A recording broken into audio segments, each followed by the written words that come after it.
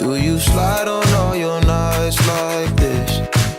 Salut tout le monde, aujourd'hui je vous retrouve pour une vidéo où je vais vous présenter mes 10 films d'horreur préférés. Personnellement quand je m'ennuie ou le soir quand j'ai rien à faire, j'ai envie de regarder un film et puis la première chose qui me passe par l'esprit c'est regarder un film d'horreur. Du coup je me suis dit pourquoi pas partager ça avec vous. Film d'horreur finalement c'est pas facile d'en trouver des vraiment bien. J'ai vraiment du mal, j'ai regardé beaucoup de films, il y en a très peu qui m'ont beaucoup plu. Tout écrit sur un petit cahier, il n'y a pas d'ordre en particulier. Le premier dont je vais vous parler ça va pas forcément être celui que je préfère ou non, j'ai pas de préférence parmi ces 10 là. Du coup le premier que je vais vous présenter c'est un classique, c'est L'Exorciste, donc l'original, celui qui est sorti il y a maintenant quelques dizaines d'années. Pour moi c'est un des meilleurs, j'aime pas du tout les remakes qu'ils ont fait, c'est la petite Regan qui se fait posséder. Je vais pas tout raconter, si vous voulez le voir, allez le voir, bien sûr les effets spéciaux sont pas ouf, c'est vraiment un classique et c'est vraiment le début de ce genre de film où c'est l'épouvante et l'angoisse, c'est pas tant le sang et tout, même si des fois déjà il y a un langage un peu cru et il y a des scènes un peu dégoûtantes, mais voilà encore une fois c'est tellement mal fait pour maintenant que ça fait pas peur du tout, mais voilà c'est vraiment un classique à voir. Le deuxième dont je vais vous parler c'est aussi un classique, Amityville, donc là qui est quand même plus récent que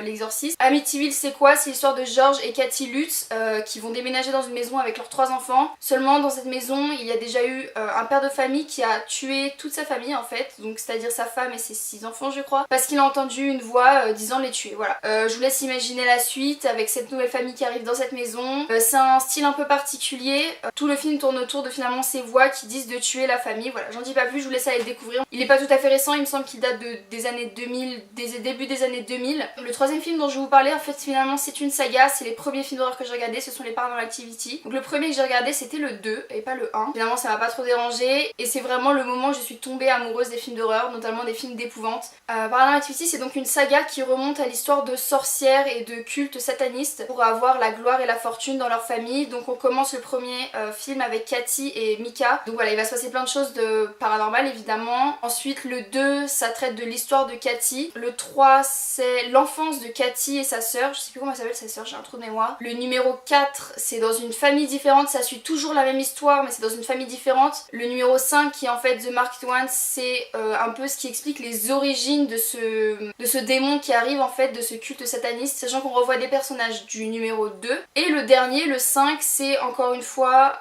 c'est un peu plus poussé dans le délire. On va dire que le dernier est parti un peu dans tous les sens, je sais pas si c'était très utile mais en tout cas il est utile pour comprendre l'histoire. Encore une fois ça remonte vraiment sur les origines, c'est une histoire qui se passe dans nos années, donc 2015-2016, enfin au moment où il est sorti. Donc le dernier c'est vraiment avec une autre famille différente mais toujours le même démon. Pour comprendre toute cette histoire, le commencement, l'origine, faut vraiment regarder les films dans l'ordre 1, 2, 3, 4, préquel et 5. Pourquoi? Parce que 2 se passe avant le 1, mais c'est bien de regarder le 1 pour comprendre la fin du 2. Le 3 ça se passe avant le 1 et le 2 puisque c'est l'enfance des deux jeunes filles. Le 4 ça se passe donc après le 2. Le Marked One à peu près dans les mêmes eaux que le 4. Et le dernier ça se passe après tout ça, voilà, tout à la fin. Mais il faut quand même avoir vu le troisième impérativement pour comprendre le dernier. Bon, bref. C'est un peu compliqué comme histoire, voilà, je vous conseille vraiment de les regarder dans l'ordre et puis après si vous n'avez pas tout à fait compris tout le déroulement, allez regarder sur internet, ils font des explications toutes complètes. Donc le prochain film que je vais vous présenter c'est encore une fois une saga, c'est les Insidious, donc 1, 2 et 3. Sachant que Insidious 4 va sortir, l'histoire du premier c'est un petit garçon qui a les mêmes capacités de son père, c'est-à-dire que dans son sommeil il peut voyager, son esprit peut voyager, il traverse des mondes, voilà, c'est un peu le monde de l'autre côté et il peut aller tellement de l'autre côté qu'il peut aller du côté des morts. S'il va trop loin il se retrouve en enfer avec le démon qui va finalement vouloir s'emparer de son corps. Le premier film tourne autour de ça, toute la famille qui veut éviter que le démon s'empare de son corps pour revenir à la vie entre autres. Le deuxième c'est la suite de l'histoire du premier, à la fin du 1 il y a un petit rebondissement et tout est expliqué dans le deuxième et dans le deuxième ils vont se rebattre contre ce même démon qui a réussi à apparaître sur terre. Voilà, le troisième c'est un petit peu différent, c'est une autre personne dans une famille différente complètement à part de la famille d'auparavant, je sais plus comment elle s'appelle, je suis vraiment désolée. Voilà, c'est une jeune fille qui a la même capacité, donc voyager, faire voyager son esprit dans le monde de l'autre côté. Donc cette jeune fille elle a perdu sa maman quand elle était plus jeune et en fait elle pense que sa maman cherche à communiquer avec elle. Pour communiquer avec elle, elle va voir la même voyante qui est présente dans le 1 et le 2.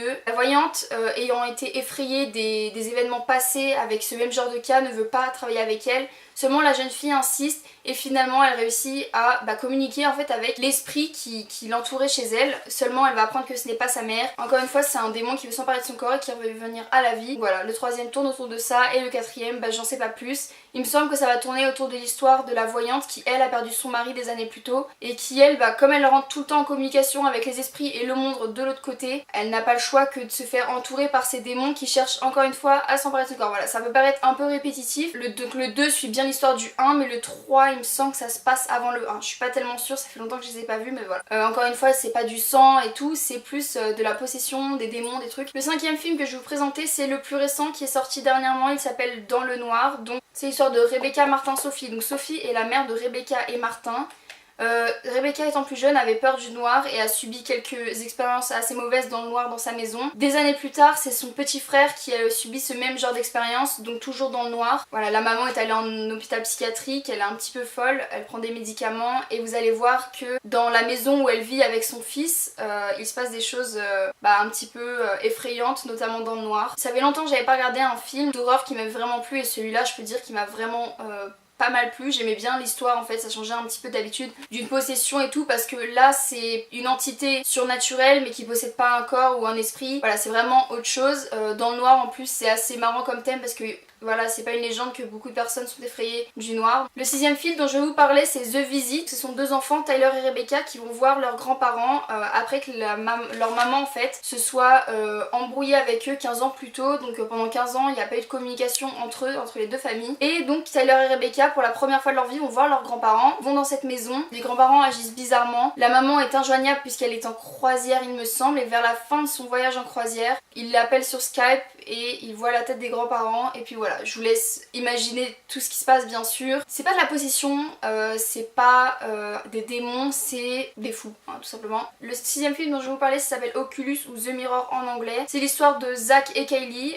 Donc Zach est parti 10 ans en asile psychiatrique. La police pense que Zach a tué ses parents seulement 10 ans après quand il ressort de l'asile. Lui et sa sœur montent un plan pour éliminer l'entité qui a tué en fait leurs parents, seulement ils étaient des jeunes enfants à l'époque, donc leur histoire paraissait un petit peu tirée par les cheveux. Donc pendant tout le film ils vont essayer de se débarrasser de cette entité. Cette entité, comme dit le titre, c'est le miroir. Pour le coup c'est vraiment un film qui est un peu compliqué à comprendre, faut vraiment suivre parce que ça joue vraiment avec l'esprit des personnages et avec notre esprit quand on regarde parce qu'on sait pas ce qui se passe dans le passé, dans le présent, dans le futur. On sait pas si ça s'est vraiment passé ou pas, voilà, on se retrouve un petit peu perdu, faut vraiment le suivre. Mais j'ai trouvé vachement intéressant, encore une fois, c'est un des rares films que j'ai trouvé au hasard en cherchant sur internet et que j'ai trouvé finalement assez intéressant. C'est un film encore une fois assez récent, dans les débuts des années 2010, 2014 il me semble. Le 7e film c'est The Baby. Zach et Samantha partent en lune de miel dans un pays, bon je sais plus exactement lequel. Et en rentrant de ce voyage, eh bien Samantha va découvrir qu'elle est enceinte, donc ils vont être super contents pour le coup puisqu'ils viennent de se marier, ils vont avoir un enfant. Seulement au fur et à mesure de la grossesse ils vont voir qu'il se passe des choses un petit peu bizarres, un peu paranormales. La grossesse ne se passe pas comme prévu. Samantha est régulièrement blessée, a des bleus sur le corps.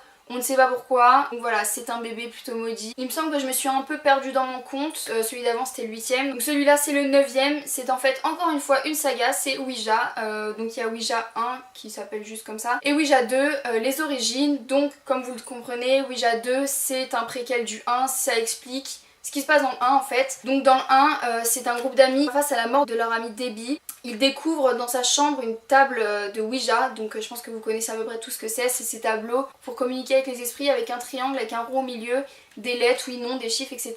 Ils peuvent regarder dans le triangle, savoir s'ils voient les esprits ou pas. Donc le 1 tourne autour de ça. Le 1, je l'ai pas tant aimé que ça, je l'ai trouvé un peu bateau, il faisait pas très peur aussi. Par contre le 2, qui est plus récent du coup, je l'ai vraiment adoré, ça explique les origines, il fait tout de suite beaucoup plus peur, il est beaucoup plus angoissant. Donc le 2 tourne autour de la maman Pauline et de ses deux filles Alice et Doris Zender, dont leur occupation est de faire croire à leurs clients qu'ils peuvent communiquer avec leurs proches défunts. Voilà, ils inventent toute une stratégie pour rendre faux toutes ces séances de spiritisme, manière de faire bouger les tables, les objets, éteindre les lumières, etc. Comme ça les gens vont penser qu'ils ont réussi à parler avec leurs proches défunts, alors que finalement c'est juste tout inventé. Jusqu'au jour où elles vont acheter une table de Ouija et la petite Doris va s'amuser à jouer avec seule. Et c'est à partir de ce moment-là où le démon donc va posséder Doris. Je trouve que le personnage de Doris joue extrêmement bien ce personnage possédé et la manière de faire peur, enfin vraiment je l'ai trouvé efficace. Et finalement pour le dernier film que je vais présenter c'est la saga Conjuring, voilà, donc Conjuring, le premier Conjuring s'appelle Les Dossiers Warren, le deuxième s'appelle Les Cas Enfield. Il faut savoir que Ed et Lorraine Warren sont des personnages qui ont vraiment existé dans la vraie vie, ce sont des vrais chasseurs de fantômes, d'entités malveillantes et d'esprit. Ils se sont donc inspirés de plusieurs de leurs affaires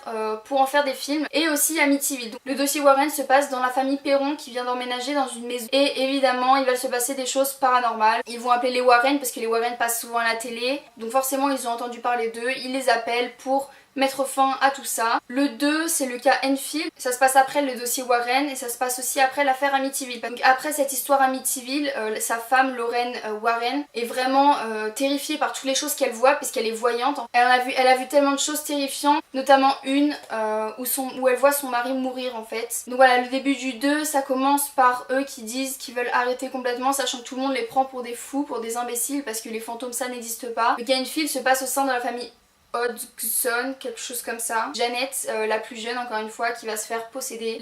Les Warren décident finalement d'aller voir ce qui se passe au sein de cette famille pour les aider parce qu'ils ont de la compassion pour cette mère célibataire qui élève 3 enfants elle toute seule avec très peu de moyens. Seulement pendant le film, le démon joue en quelque sorte des mauvais tours et fait en sorte que cette famille passe en fait pour des fous qui cherchent la gloire, l'attention et l'argent en prétendant être possédés et en inventant tous ces phénomènes paranormaux. Bien sûr ces phénomènes ils ne les ont absolument pas inventés, tout est vrai, c'est tiré de faits réels. Voilà, on peut croire ou pas le croire, en tout cas les Warren ont réellement existé.